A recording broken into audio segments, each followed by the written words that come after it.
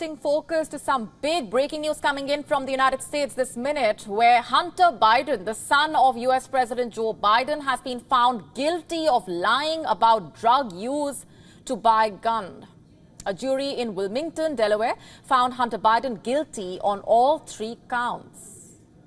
That's the latest coming in. If you're just joining us, that's the latest on the Hunter Biden gun trial. Remember, there have been very closely watched developments that have panned out over the last few hours in the run-up to this to the proceedings in the court, and also what this really means for the U.S. President Joe Biden, also for his campaign coming just months before the U.S. election. And joining me on this developing story, just to piece together the latest coming in at this point from New York, is our correspondent Susan Teherani. Susan, hi.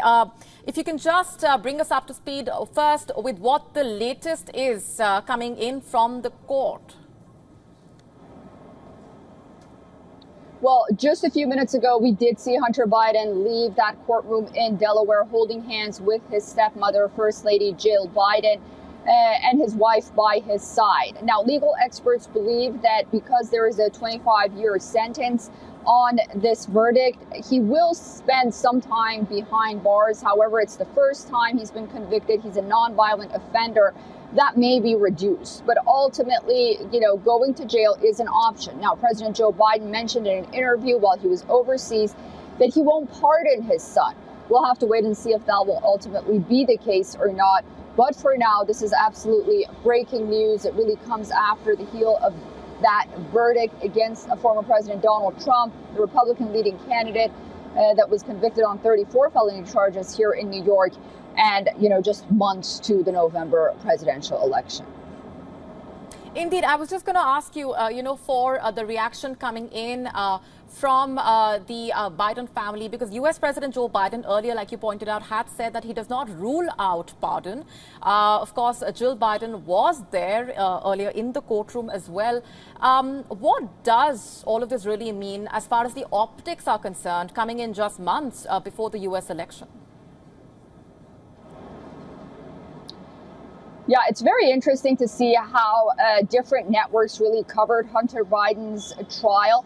Those that, really side with Democrats more often than not, which would be the mainstream media, they really tried to hone in and focus on the struggles that this family was facing with addiction, and that it would sort of touch a raw nerve with families across the United States who are also struggling with drug addiction.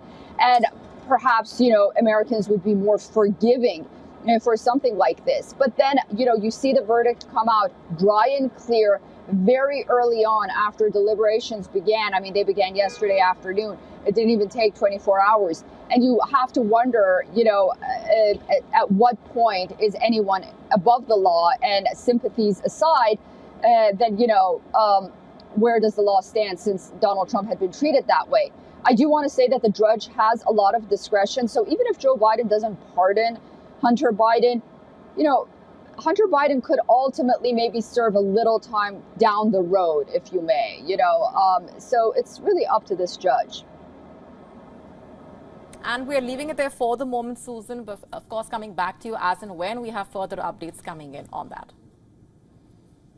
To stay up to speed with the latest news, download the WION app and subscribe to our YouTube channel.